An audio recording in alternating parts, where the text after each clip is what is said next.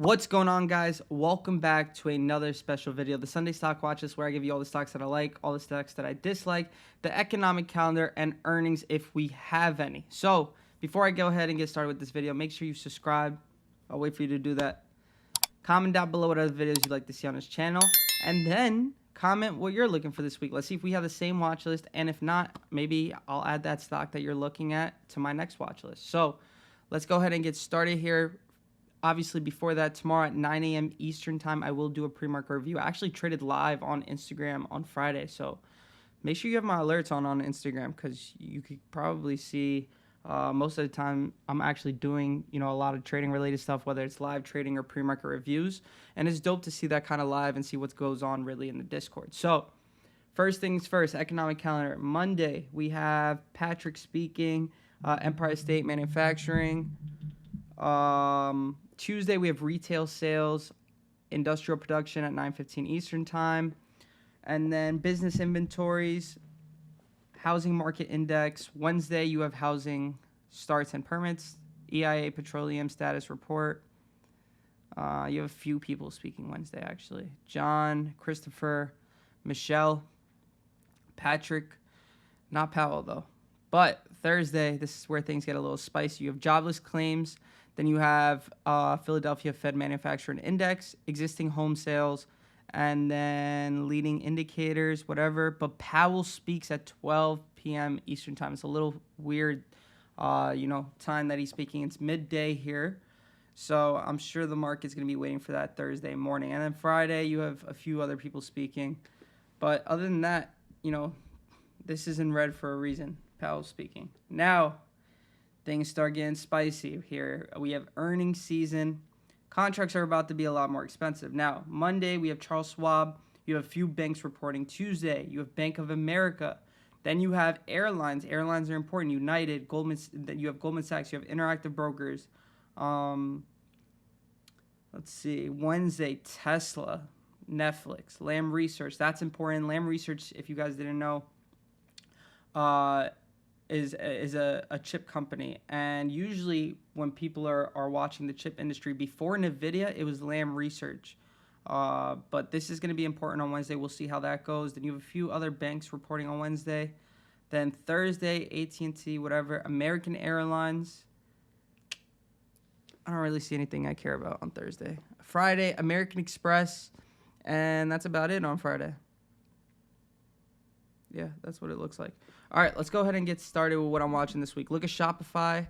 On the 1 hour, you guys can see we have a consolidation. We have the top end here at $56 and the bottom end at $50. What am I watching on this stock? I'm watching that 50 break to the downside. You guys can see, even if I put this, let's see, on the one here.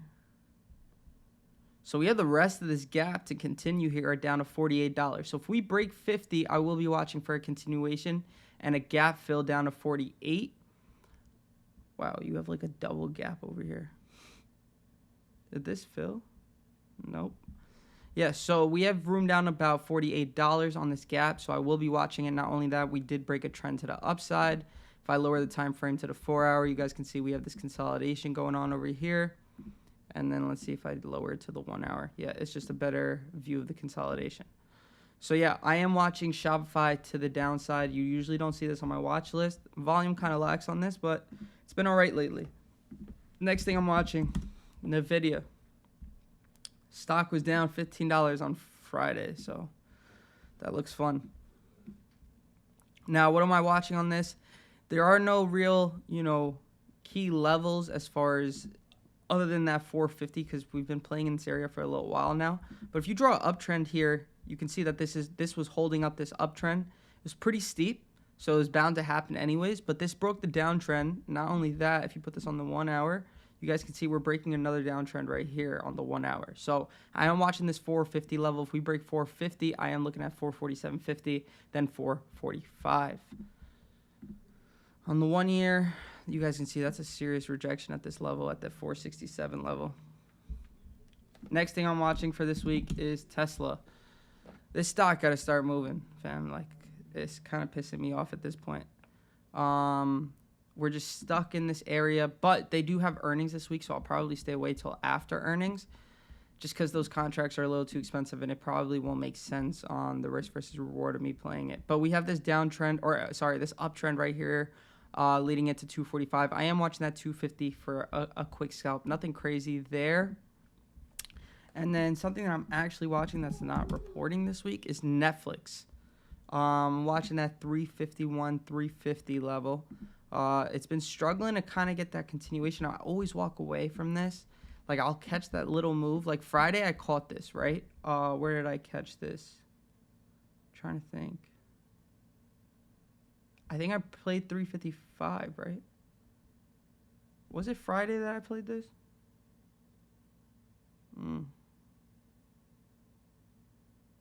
No, I didn't play this Friday. I played this Thursday, I believe. Yeah, Friday I waited the whole freaking morning for Tesla. Yeah, I played that, the 365 break to the downside. Damn, so overnight. Would have been nice swinging that, right? So yeah, as far as Netflix, this closed at 355. I'm watching that 351 level into 350. And then from there, we got some room here into 345. This does need to have that continuation. It really kind of annoys me. But you guys can see that we've had this area where this is bounced off of around that area, 353. This is where we closed at. But yeah, I'm watching 347, 345, 340, and then I really have nothing until this level right here at 330. So we'll see if this can get going. If it doesn't, I'll probably not play it because when it moves too slow, those contracts aren't good for any type of consolidation. So those are the stocks that I'm watching for this week. We do have earnings for a few of these. It's going to be a packed week. Like I said, Powell speaking. We have a lot of other people speaking. We have a few key, important news coming out or data coming out that we have to pay attention to. So be on your toes this week. Do not blow your account from the past few weeks today, right? So be smart. I'll see you guys on the next video. Peace.